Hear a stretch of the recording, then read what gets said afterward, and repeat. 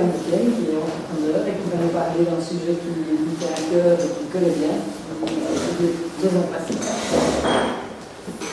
Voilà, bonsoir tout le monde. Donc, comme je viens d'annoncer, c'est le sujet du soir de ce soir est le fait de la maison passive et je vais essayer de demander aussi et de vous faire comprendre ce que c'est, mais en élargissant le concept, parce qu'il y a des notions qui sont importantes actuellement, donc tout ce qui est économie d'énergie, des matériaux nouveaux, des choses comme ça. Un préalable pour appréhender cette question et cette dimension passive, il faut vraiment avoir à l'esprit de pouvoir élargir son système de pensée et de pouvoir analyser tous les intervenants. Dans le passif, vous allez voir que chaque élément conditionne l'autre et que le passif c'est vraiment un ensemble d'éléments qui ne sont pas mis les uns à côté des autres, mais qui sont tous en interaction les uns avec les autres. Et en comprenant le passif, on comprendra aussi pourquoi beaucoup de choses ne fonctionnent pas autour de nous. Donc toujours garder un esprit très ouvert et très critique. Alors ici c'est un petit rapport pourquoi faire une conférence sur le passif, sur la construction dans le cadre de l'association La Une Nature. La Une Nature fait de fait plein de choses, mais dans ces statuts, il y a aussi toute une série de choses. Donc la lutte contre les pollutions, les nuisances de toute nature, ici le passif répond à ça.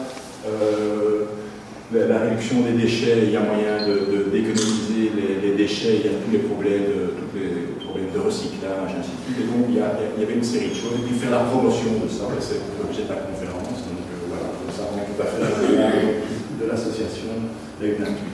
Un bref historique, pourquoi? Pour vraiment bien placer les choses, on parle maintenant du passif en Belgique. Il faut savoir que c'est une notion qui existe depuis très très longtemps. C'est un concept qui a été imaginé en Allemagne en 1970. Ça fait plus de 40 ans, qui a été labellisé par après dans une université suédoise qui a donc modélisé les éléments du passif. Et par après, les Allemands ont continué, parce que bon, ce sont des gens qui sont actifs, il faut transformer les choses, ils se sont rendus compte de l'intérêt des maisons passives et ils ont créé un groupe de travail qui a été financé par les LAN. L'Allemagne était divisée en de parties, certaines régions étaient intéressées, d'autres pas, mais il y a un groupe de travail qui s'est constitué pour alors passer vraiment à la réalisation des maisons passives.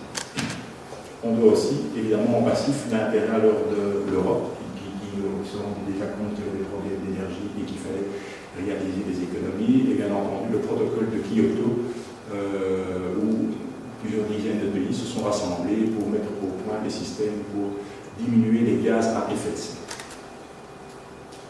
Et donc on peut voir surtout la date, les Allemands font ça en 96, ça fait presque 20 ans que ces gens construisent du passif. Cette chose arrive chez nous. Alors autre chose à savoir aussi, qui nous parle du passif, parce qu'apparemment, enfin pas apparemment, de façon certaine en Belgique, la notion d'idée du passif est très floue, très difficile à appréhender. C'est parce qu'on reçoit des informations qui viennent de beaucoup de personnes. Il y a le monde politique, il y a des promoteurs, il y a tout le monde scientifique qui publie des études dans un sens ou dans l'autre. Il y a le monde de la construction, les architectes, les entrepreneurs comme moi. Et on retrouve aussi, toujours dans les campagnes électorales, des programmes qui couvrent parfois le passif, les économies d'énergie, l'environnement, ainsi de suite. Et ce n'est pas de façon anodine que j'ai repris 2 fois la photo d'Evelyne Wettebroek. On va le voir pourquoi plus tard dans l'exposé.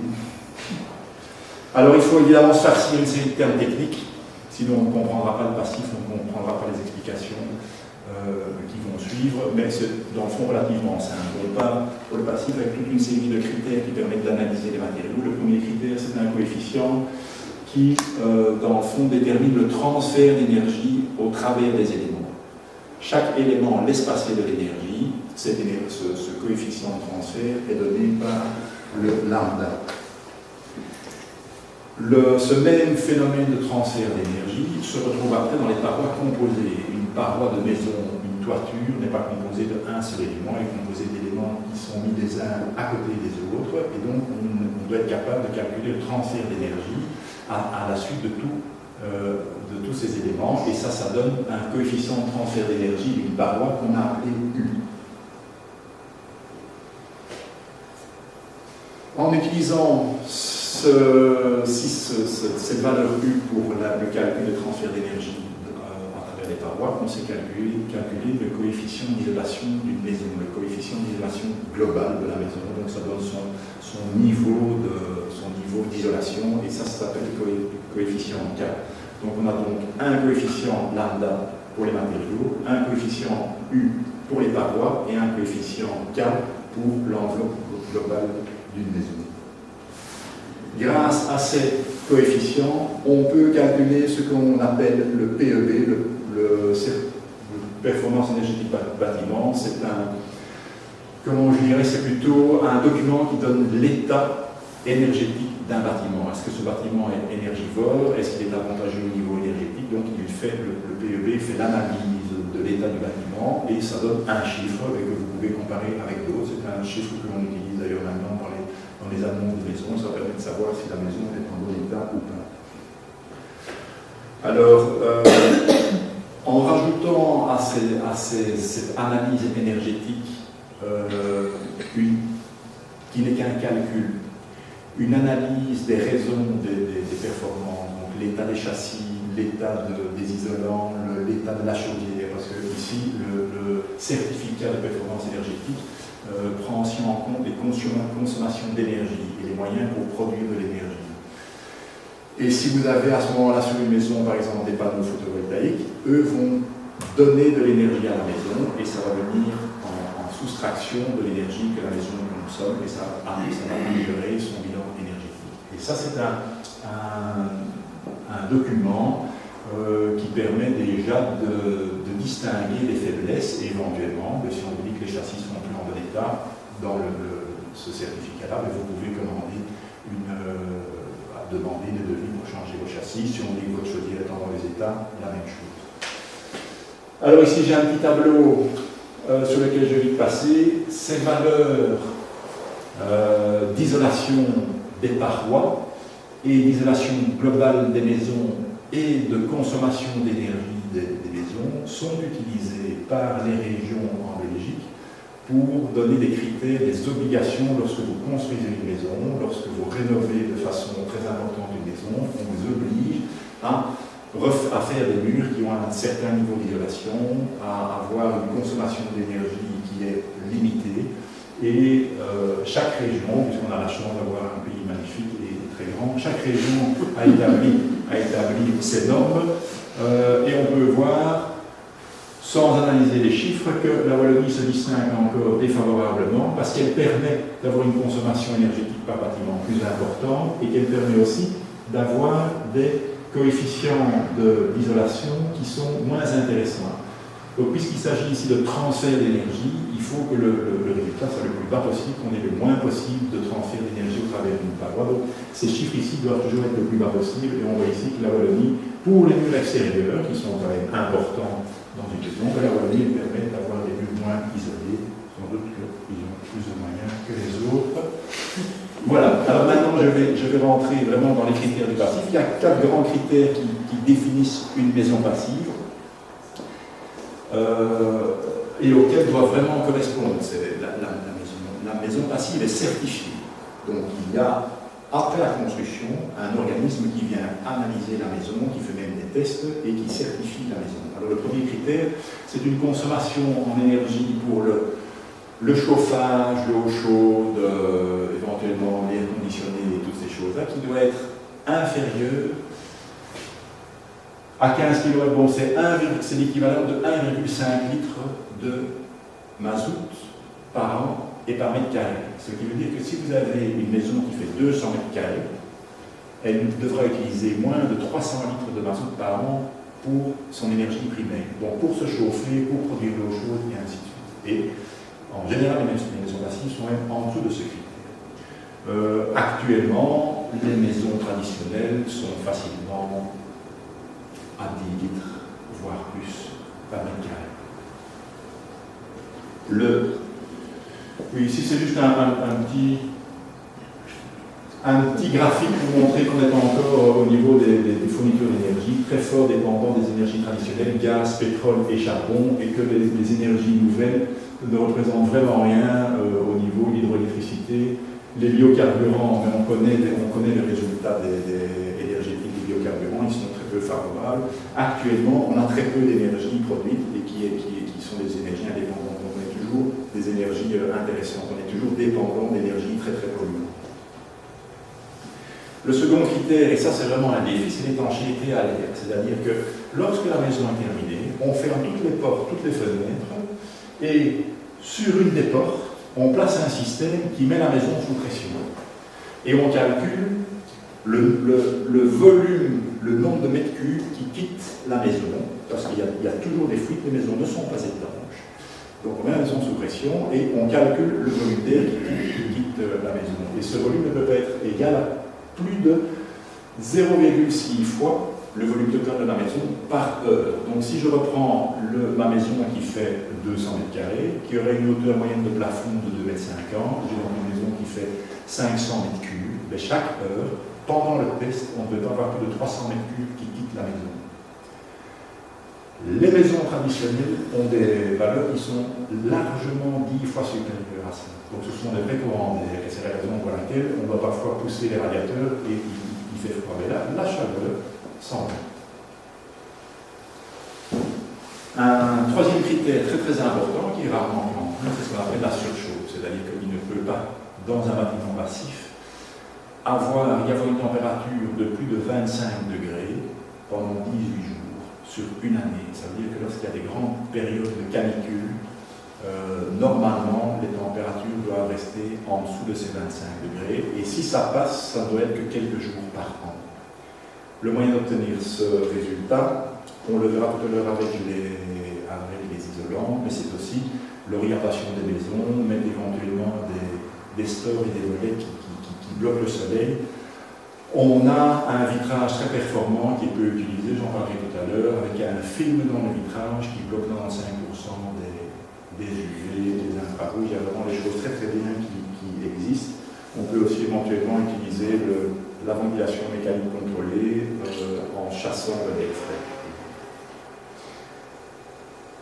Et alors le quatrième critère, c'est d'avoir justement une ventilation mécanique contrôlée. Pourquoi? Simplement parce qu'on a construit une maison qui est complètement étanche. Lorsqu'elle n'est pas sous pression, il n'y a pas de circulation d'air vers l'extérieur, il n'y a pas d'apport d'air, et il faut gérer l'air. Donc on doit absolument avoir un système de ventilation qui gère l'apport d'air, l'évacuation de l'air vicié et qui fait circuler l'air dans la maison pour que l'air reste sain et très viable. Alors il y a des tas de systèmes, il y a le système classique où l'air rentre naturellement et ressort par une cheminée, il y a des systèmes où on ne fait que aspirer l'air, il y a des systèmes où on ne fait que pousser l'air, mais la ventilation mécanique c'est un système qui est beaucoup plus compliqué, qui gère et l'aspiration et l'évacuation de l'air, et qui en plus profite d'un système d'échangeur de chaleur, c'est-à-dire que l'air chaud qui est évacué vers l'extérieur croise l'air froid qui rentre de l'extérieur, qui rentre à l'intérieur, et alors on récupère de la chaleur. Et grâce à ce système, et qui est assez impressionnant, vous voyez ici, il faut des gros ventilateurs, il faut des grosses canalisations pour bien ventiler la maison, et surtout parce que ces systèmes ont eu des problèmes au début, ils doivent être très très bien dimensionnés, parce que si vous avez des conduits qui sont trop petits, la vitesse de l'air dans les conduits est trop importante et ça fait du bruit. Les tuyaux doivent être vraiment isolés pour éviter les vibrations. Enfin, il y a vraiment toute une série de choses à respecter concernant cette ventilation. Elle est aussi munie de filtres, ce qui fait que l'air qui vient de l'extérieur est filtré. Vous avez moins de pollen, vous avez moins de polluants. Et vous pouvez même, si vous voulez, équiper ces ventilations de filtres à charbon actif. Vous savez aller très loin dans la gestion de l'air. Et aussi l'avantage, c'est que dans les matériaux de construction du mobilier, comme nous avons ici, il y a dans les maisons une pollution qui est due au colle, qui est due au liant, qui est due aux voir des produits rémanents et des produits qui sortent d'un petit peu partout. Et le fait de ventiler la maison avec ce genre de système change l'air, retire l'air dans lequel se trouvent toutes ces particules nocives, l'évacue et fait rentrer de l'air frais à l'extérieur. Et donc l'ambiance dans les maisons passives est bien plus saine que dans les maisons traditionnelles. Utopie ou réalité, bon, c'est vraiment maintenant devenu une réalité. L'Allemagne a déjà plus de 1000 bâtiments passifs, là, 10 000. En Belgique, on en a 1000. À Bruxelles, l'année prochaine, c'est la norme. À Bruxelles, l'année prochaine, toute nouvelle construction, toute grosse rénovation devra correspondre aux critères passifs.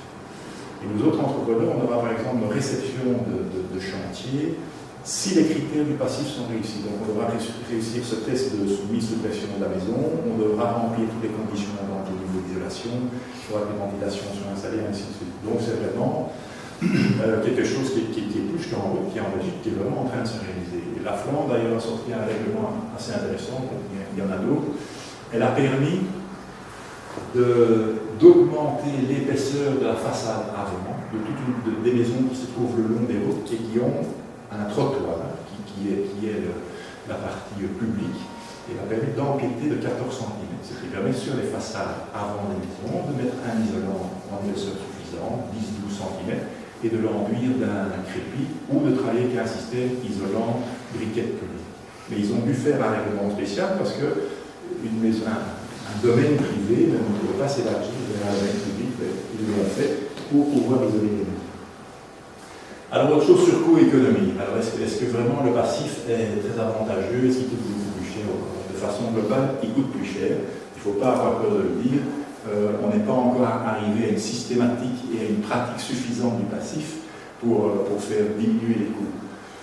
Et si on part d'une maison normale qui coûte, disons, 100, la basse énergie va coûter 115 et le passif 125. Donc, on peut bien compter 25% en plus pour une maison passive. Mais c'est dans l'état actuel des choses. Les prix vont diminuer parce que les entrepreneurs sont en train de se former au passif, donc leur rendement va augmenter sur le chantier et le prix des matériaux est sérieusement en train de diminuer du fait de l'intérêt et on a des productions industrielles qui sont en train de se développer et qui font diminuer le coût des matériaux. Donc ce 25% va diminuer. On n'arrivera jamais, enfin, dans les années qui viennent, à égaler le coût d'une maison traditionnelle.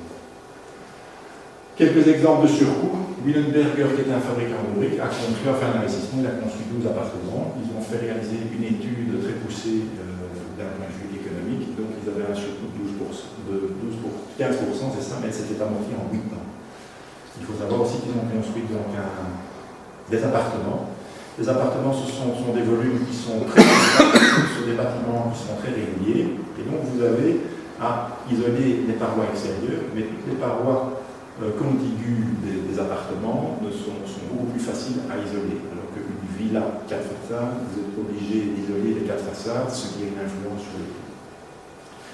Dans les aussi une maison de 180 m² qui a été construite,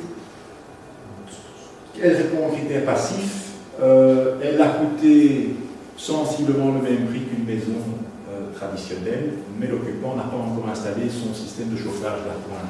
Donc le passif, étant donné qu'il a besoin de tellement peu d'énergie pour se chauffer, peut se passer d'un système de chauffage traditionnel. Il n'y a pas de chaudière, il n'y a pas de radiateur, ainsi de suite, mais il faut quand même prévoir un système de chauffage d'appoint. Donc ici, il a obtenu le même coût de passif, mais il aura quand même un petit surcoût qui ne devrait pas être très élevé, mais 3 ou 4% plus cher qu'une maison traditionnelle. Ce surcoût pose d'autres problèmes. La Flandre a un investissement prévu pour rénover les écoles de 200 millions. C'est sûr que s'ils veulent le faire sur un critère passif avec 20% de supplément, ils doivent trouver 40 millions de budget supplémentaire. Ce n'est pas évident, pour l'instant ils ne les ont pas. Alors, qu'est-ce qui se passe pour l'instant pour soutenir le passif? Il y a quand même des aides et des primes. Bruxelles donne 100 € du mètre carré, le fédéral donne 850 € par réduction d'impôts sur 10 ans. Les régions donnent des primes, les communes donnent des primes. Je ne me suis pas étendu là-dessus parce que moi je ne suis pas partisan des primes. C'est ce système de primes qui a carrément démoli le système de panneaux solaires. un système de prime qui a été mal calculé, mal mis en place. Ça a fait une bulle de construction de panneaux photovoltaïques et puis on a des primes et tous ces trucs. Bon, moi je suis plutôt pour avoir un système de TVA qui est adapté aux matériaux. Au plus le matériau est isolant, au moins la TVA est élevée pour favoriser la commercialisation de ce genre de produits, en sachant que du coup, parce que les primes sont aussi utilisées par les commerçants pour faire des offres plus intéressantes. Tandis que si on ne joue que sur la TVA, ben, il y a que le prix du matériau, le commerçant ne sait pas avoir ce jeu pour cacher vraiment la prime, et il est beaucoup plus facile de s'y retrouver. Et alors on peut aussi faire, je pense, un système de prêt à taux réduit pour l'instant. Quand vous voulez rénover une maison, vous avez un prêt éventuellement hypothécaire, mais qui inclut tout. Si vous voulez utiliser l'argent pour vous faire une piscine ou même de l'air conditionné, ben, c'est le même argent. Je pense qu'il faudrait scinder les deux et d'avoir des prêts à des taux plus intéressants lorsque vous investissez dans de l'isolation, dans une ventilation mécanique contrôlée et des choses comme ça. Donc il y aurait moyen de conserver un système de prime qui soit quand même plus raisonnable. Alors moi j'ai calculé un essai en main, donc ça c'est un exemple tout à fait réaliste et classique, où on va retrouver Evelyn Uttebrook ici dans mon exemple de calcul. Vous allez voir pourquoi. Si je prends une maison unifamiliale, 4 façades, on peut estimer son coût de construction à 1 200 €, ce qui fait un gros œuvre fini, avec définition tout à fait correcte, tout à fait standard, un gros œuvre fini de 300 000 €. Je compte un surcoût du passif de 25%, ce qui fait donc bien 75 000 €. Mais c'est de la construction neuve. Donc ça, ce sont les prix facturés par l'entrepreneur au client, sur lequel il faut appliquer la TVA. Mais la TVA, elle va s'appliquer sur le supplément engendré par le passif. Donc Evelyne, elle reprend déjà 15 750 € que le particulier doit financer. Et ça intervient aussi dans le surcoût. Alors, imaginons qu'on fasse cette maison à Bruxelles, vous recevez une prime de 100 € du mètre carré, vous avez une réduction d'impôt sur 10 ans qui représente ceci, et vous avez cette réduction en prime, ce qui veut dire que si je retranche les primes du surcoût, j'ai un surcoût final de 57 000 €. En sachant que je vais comparer ici l'économie de chauffage. Comment comparer l'économie de chauffage? Pour l'instant, si je construis une maison traditionnelle, une maison classique, je vais consommer 6 litres de mazout par an et par mètre carré. Ma maison passive n'en consommera que 1,5. Je vais donc faire une économie de mazout de 4 litres et demi par an et par mètre carré. Il faut mettre 300 mètres carrés. Non, c'était 250. Donc c'est même encore moins intéressant. Donc j'ai donc une économie de 1350 litres. Je vais faire mon calcul. Autant pour vous. Mais ce n'est pas grave, parce que de toute façon, ce qu'il faut savoir, c'est qu'en comptant le mazout à 80 centimes ou en le reprenant à 93 centimes, je pense que c'est ce qui coûtait il y a un petit 2 ans, on arrive sur des amortissements qui sont de 53 ans ou 45 ans. En regardant aussi le fait que ceci que l'on paye en TVA par rapport à ces deux chiffres-ci, ça représente 12 et 14 ans. Donc ceci, ça représente 14 années pour amortir la TVA, et celui-ci, ça va en représenter un petit peu plus 15 ans. Donc ça c'est 12 ans et ça c'est 14 ans. Donc cette influence ici de la TVA est énorme, parce qu'elle va nécessiter d'avoir 12 ou 14 années de plus pour amortir son investissement. Et ça veut dire que ces primes d'enfants, avant de vous les donner, ils en prennent déjà une partie. Mais donc on n'échappera pas au fait que le passif, actuellement, il reste toujours plus cher. Alors le bâtiment passif est-il écologique? Ça c'est aussi une idée assez répandue. Elle n'a pas nécessairement. Pas nécessairement parce qu'il dépend des matériaux qui le composent. Or un matériau n'est lui-même écologique que s'il consomme peu d'énergie grise. Alors qu'est-ce que l'énergie grise? C'est l'énergie que le matériau va consommer durant tout son cycle de vie, depuis son extraction jusqu'à sa transformation, jusqu'à sa mise en œuvre, sa fabrication, enfin sa mise en œuvre, et après son recyclage, avec éventuellement toutes les phases de transport. Et donc il y a des des matériaux qui sont utilisés pour réaliser les maisons passives et qui ont un bilan d'énergie grise qui est épouvantable.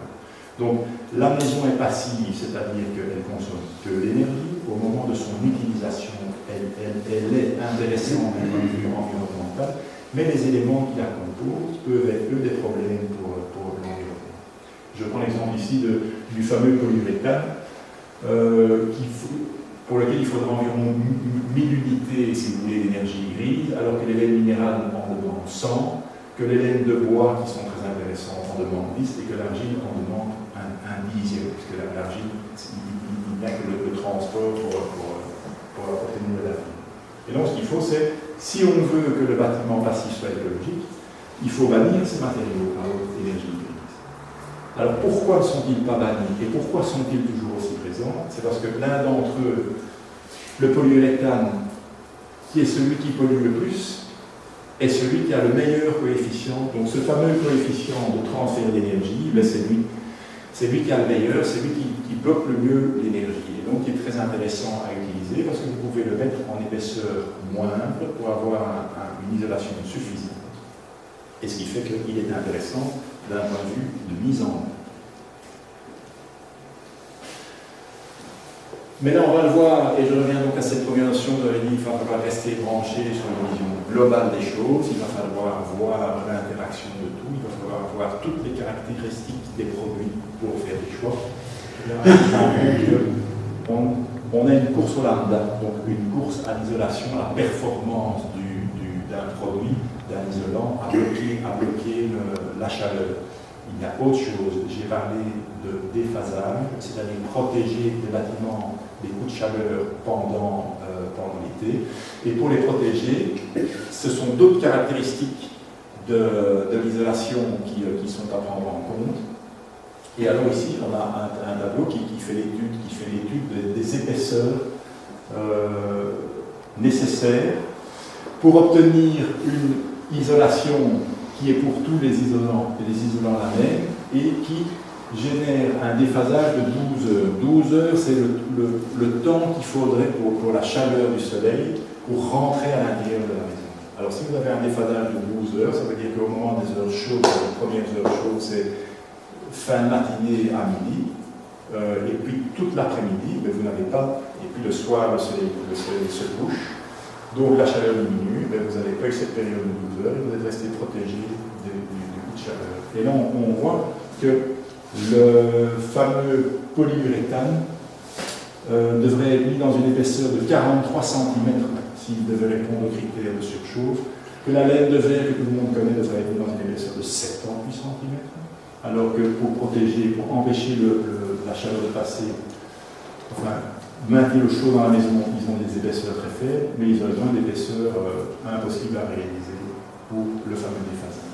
Alors que des isolants, principalement la laine de bois, restent dans des épaisseurs qui sont tout à fait standards, qui sont presque identiques, et qui sont des épaisseurs utilisées facilement pour le passif, des épaisseurs de 20 à 25. En plus, la laine de bois est un isolant qui consomme 100 fois moins d'énergie à la production que le polyuréthane. Donc de nouveau, si on voit l'ensemble des caractéristiques de ce matériau, la laine de bois est plus intéressante.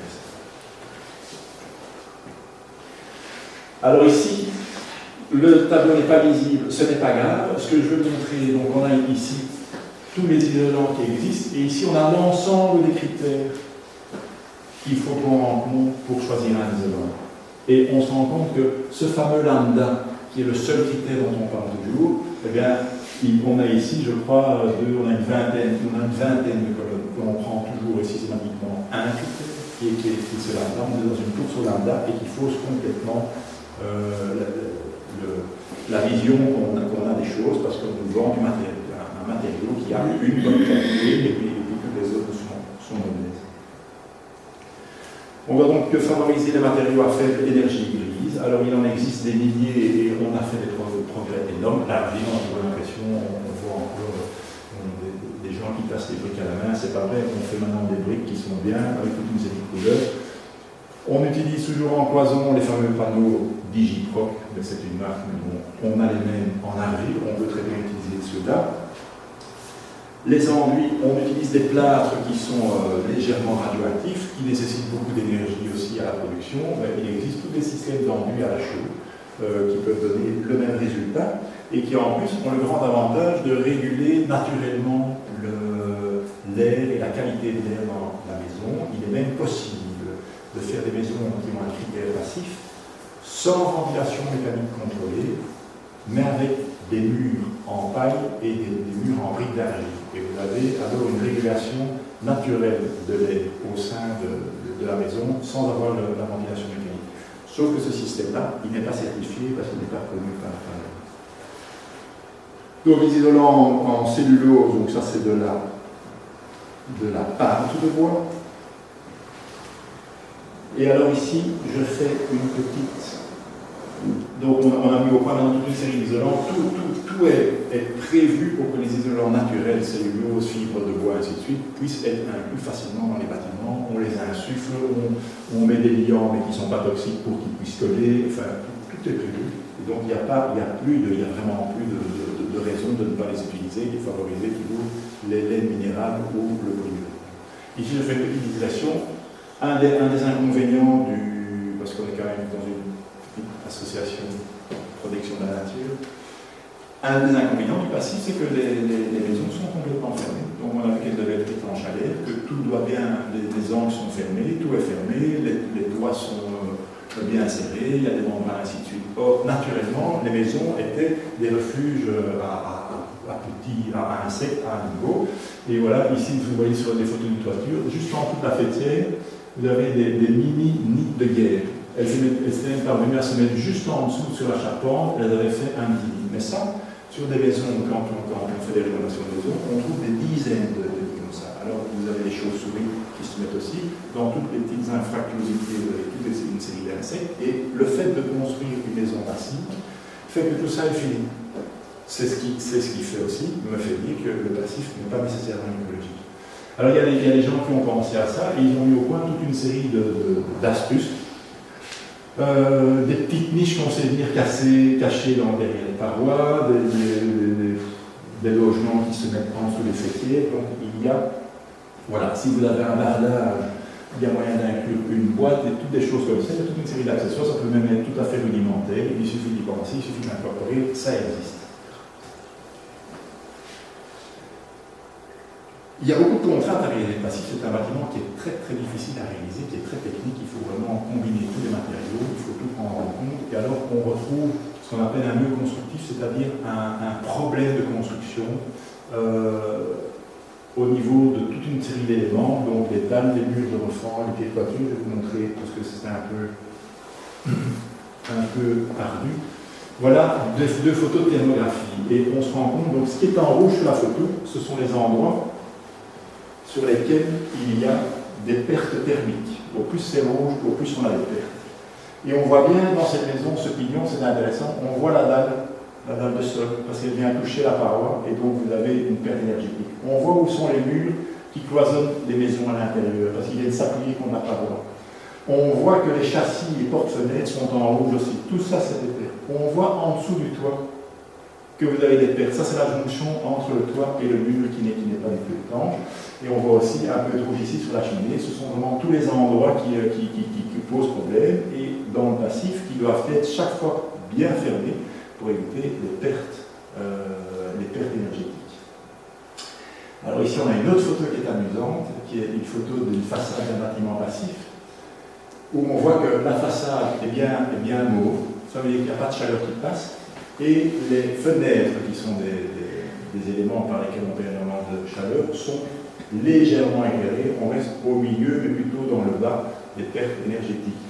Et à l'arrière, on voit un bâtiment traditionnel, dont les fenêtres sont flamboyantes. En avant, on perd de l'énergie, et surtout, la couleur de la façade est même plus lumineuse. Il y a plus de pertes dans la façade de cette maison que par les fenêtres du bâtiment passif.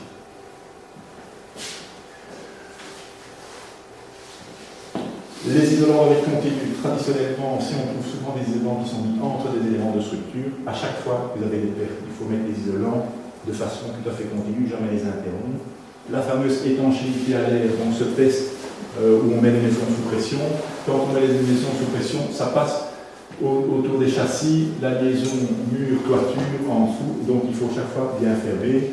Il existe maintenant toute une série d'accessoires pour régler ça, des collants, des scratchs, des semi-isolés, bon ça c'est bien le point. En électricité, vous avez des blochets par les trous par lesquels rentrent les câbles, on a mis des membranes, donc l'électricien fait juste un trou avec son tournevis et il passe son câble et cette membrane se resserre sur le câble et vous n'avez pas de perte. À chaque fois que vous franchissez une paroi avec un tuyau, il faut refermer le trou avec une membrane en caoutchouc qui vient resserrer le tuyau. Et c'est ça qui explique les 25% de supplément. Alors les problèmes du passif, ça j'ai dit, ce sont des nouveaux matériaux, des nouvelles techniques, il faut s'y habituer, il faut les mettre en œuvre. On se rend compte qu'il y a des problèmes qui apparaissent à l'utilisation. Pour éviter le coup de chaleur, je vous ai dit qu'on pouvait mettre des volets ou des écrans, ainsi de suite. Tout ça s'encrasse, il faut l'entretenir, c'est pas toujours au point. Voilà, et donc il faut aussi pour le passif le concevoir dès le début, toujours cette vision globale des choses. Il y a moyen d'arranger énormément de problèmes en orientant son bâtiment, en prévoyant la place des ouvertures, la taille des ouvertures, mais ça c'est le travail des architectes et qui doit se faire au moment de l'étude. Alors par contre les avantages des économies d'énergie. Un élément non négligeable, c'est que cette technique, par exemple la fibre de bois, tout ça peut être fabriqué chez nous. Ce sont nos forêts qui peuvent fournir le bois. On n'en a pas en suffisance, mais on peut faire venir du bois des régions nordiques. C'est un matériau qui peut être transporté avantageusement par bateau, en grand volume, donc très peu de coûts d'énergie.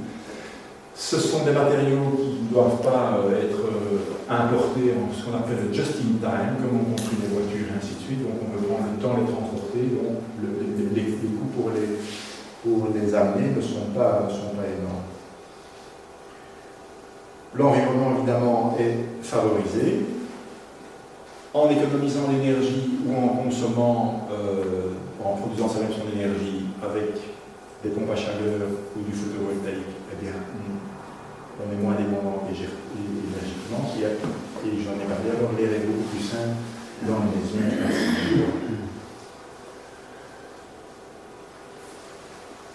La réalisation des bâtiments passifs a nécessité de mettre au point toute une série de matériaux qui sont assez exceptionnels. Ici, un de ceux que je trouve vraiment le plus avantageux, c'est un par-vapeur intelligent. Alors, il faudra que, si je prends l'exemple de cette pièce, nous occupons cette pièce et nous générons maintenant de la vapeur. Cette vapeur monte et traverse le gyproc et va se mettre dans l'isolant. Lorsqu'un isolant contient 1% d'humidité, il perd un isolant minéral, il perd 10% de sa valeur isolante. Alors on a mis au point des membranes qui bloquent cette vapeur et qui maintiennent la vapeur dans la pièce. Mais ce faisant, on obtient un espace fermé au niveau de l'isolation et la membrane est conçue de façon à ce que l'humidité qui se trouve dans l'isolant au moment de la mise en œuvre ou éventuellement dans des éléments de bois ou de structure qui sont près de l'isolant, lorsque l'été, la température augmente dans la toiture, la pression d'air dans ce caisson ici augmente aussi et l'humidité quitte et revient vers l'intérieur et de l'intérieur ne s'est pas rentré. Donc grâce à cette membrane, contrairement à ce qu'on avait avant, des toitures qui s'humidifiaient parce que l'humidité allait s'y loger, et bien maintenant on a des toitures qui sèchent. Et l'humidité qui s'y trouvait au moment de la construction est évacuée au fil du temps. Mais toujours le fameux problème, je perds cette membrane, je dois chaque fois assurer l'étanchéité. Et ça c'est vraiment très difficile à faire.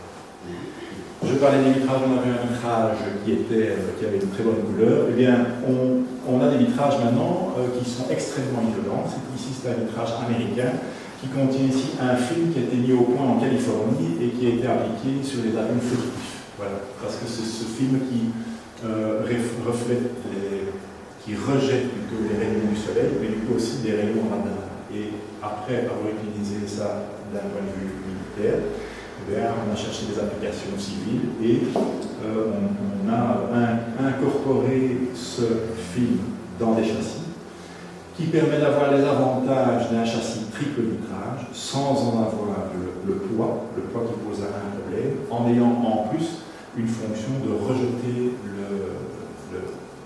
l'énergie du soleil et d'éviter alors le coup de chaleur et la surchauffe. Une autre possibilité, c'est donc de produire son énergie photovoltaïque, la géothermie. Ce sont aussi tous des systèmes qui sont en train de se développer très fort. Moi, je crois beaucoup dans le photovoltaïque, même s'il a des problèmes maintenant, parce que les techniques évoluent. Je dirais, je comparais le photovoltaïque au diesel il y a 50 ans, donc en 60.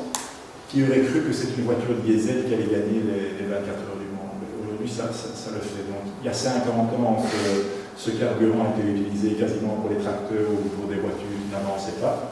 Et en un demi-siècle, on a fait de tels progrès que ce carburant est devenu à la limite plus performant que l'essence. Alors, c'est facile de faire les comparaisons, bien non. En ce qui concerne le photovoltaïque, actuellement, les panneaux ont un rendement de 10 à 15%. C'est le rendement moyen du marché. C'est-à-dire que quand ils reçoivent 100 du soleil, ils en transforment 10 à 15 en électricité. Une société française a mis au point un système qui permet d'empiler les cellules de silice, parce que c'est la projection du rayon solaire dans la cellule de silice qui permet de créer une agitation moléculaire et donc de la chaleur. Ils ont mis au point un système qui a augmenté, qui a doublé d'ailleurs ce rendement. Ils ont, eux, un rendement théorique de 50% et un rendement pour l'instant opérationnel de 20 à 25%.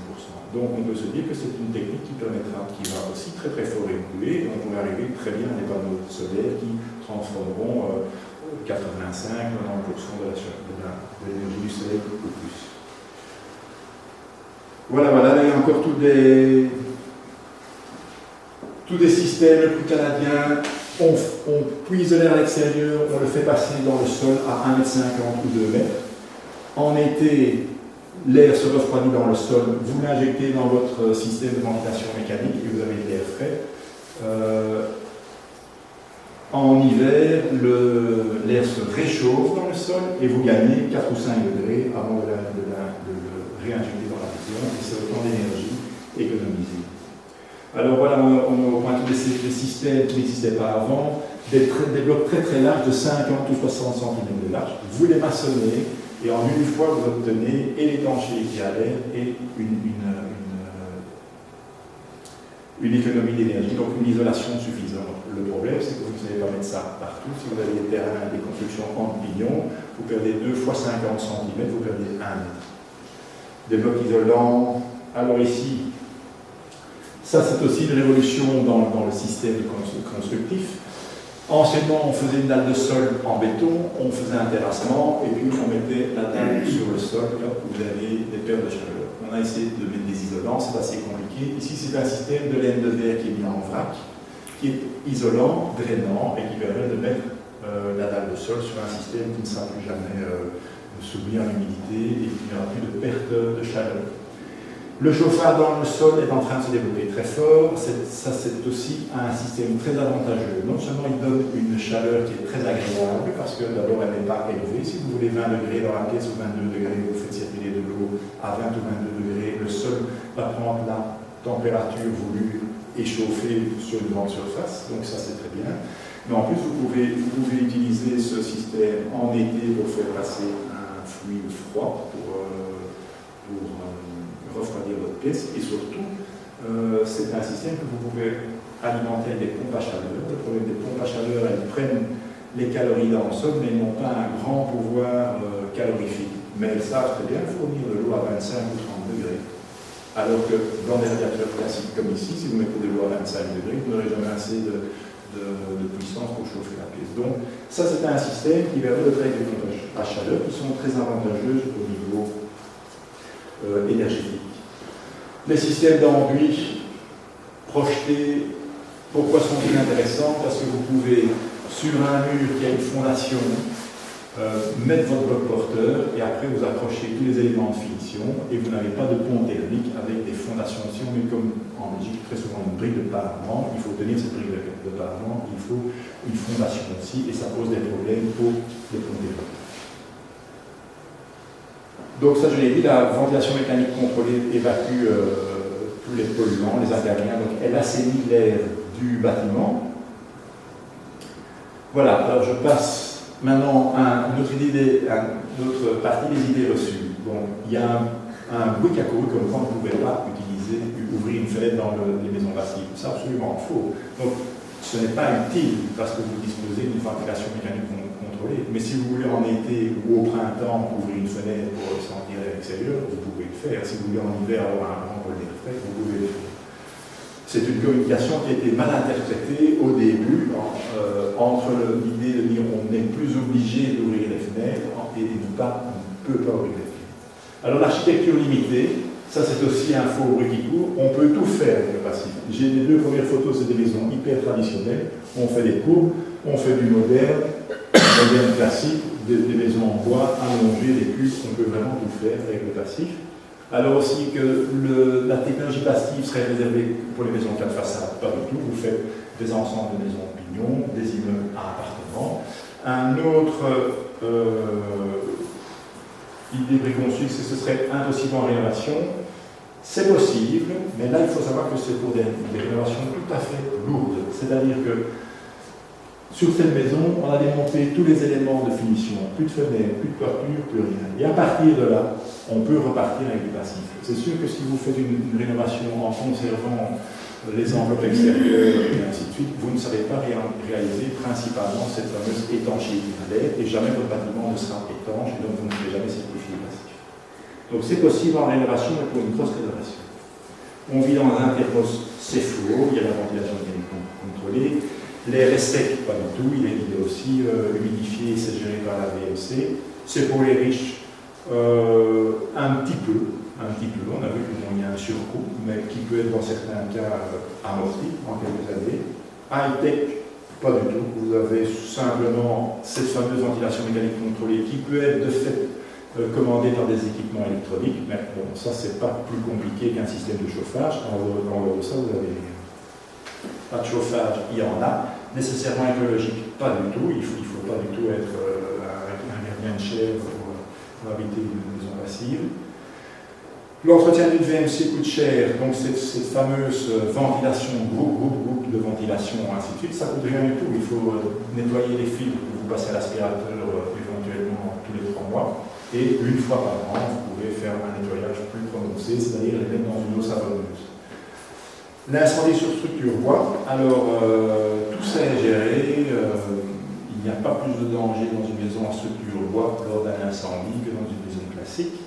L'incendie sur les isolants en bois, c'est faux aussi, les isolants en bois sont traités et ne brûlent pas dans un incendie. Il y a une substance qui est mélangée aux fibres avant la fabrication des panneaux qui fait que les panneaux ne brûlent pas. Alors il y a aussi un bruit donc, concernant le backdraft. Le backdraft, c'est un phénomène en incendie. Lorsque vous avez un feu qui couvre dans un bruit fermé et que vous ouvrez une porte, vous avez un appel d'air qui crée une sorte d'explosion. C'est presque vrai, mais c'est pas nécessairement vrai pour les bâtiments passifs, c'est vrai actuellement dans tous les bâtiments, parce qu'on isole mieux. Et même dans les bâtiments qui n'ont pas cette fameuse étanchéité à l'air, les espaces suffisent. Les espaces l'espace et l'air ne sont pas suffisants pour maintenir une pression d'air lors d'un incendie. Donc quand vous ouvrez une porte dans un bâtiment basse énergie ou dans un bâtiment qui est très bien isolé, vous pourriez aussi avoir ce phénomène. Donc c'est plutôt ici un phénomène nouveau qui est dû à l'isolation des bâtiments et les pompiers vont devoir adapter leur technique. Par contre, il n'y a pas dans l'histoire des incendies récents l'histoire d'explosion au moment d'une ouverture de porte.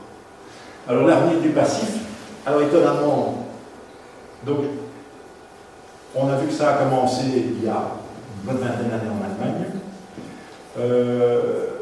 que ça se développe chez nous, que ce sera la norme donc en 2015 à Bruxelles, et pourtant les techniques actuelles sont déjà en route vers ce qu'on appelle les maisons zéro énergie, c'est-à-dire que vous n'aurez besoin d'aucune énergie pour vous chauffer, parce que par un système de récupération d'énergie et de production d'énergie, les maisons seront équilibrées. Et donc le passif actuellement, il est déjà dépassé.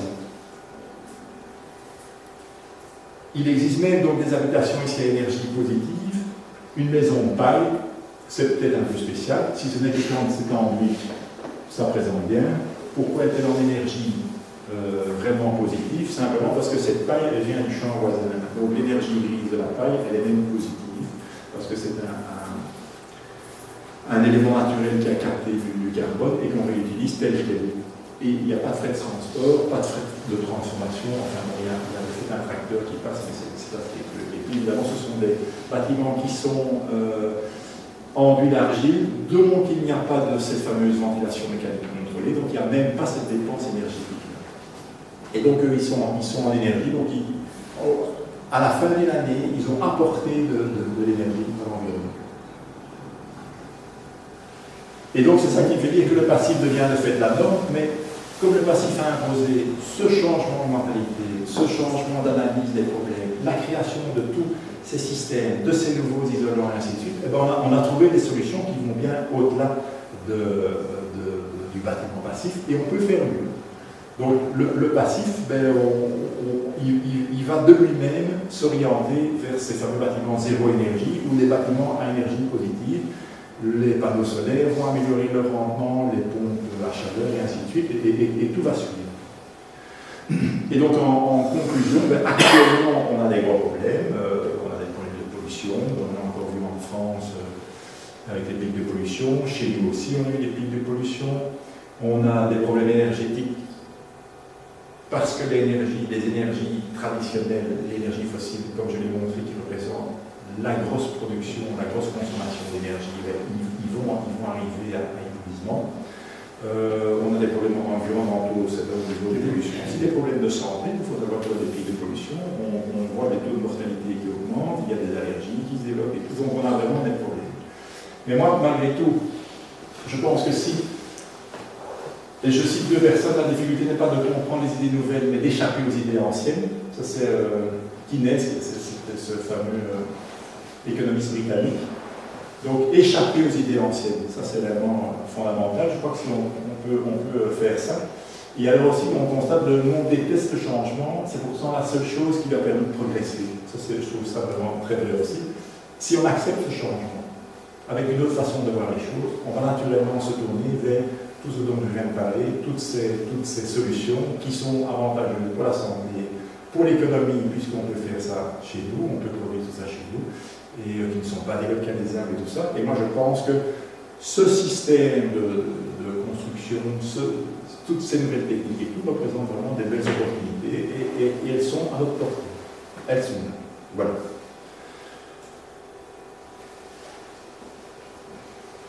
Je vous remercie donc de votre attention et j'espère que je ne vous ai pas fait trop d'ordre.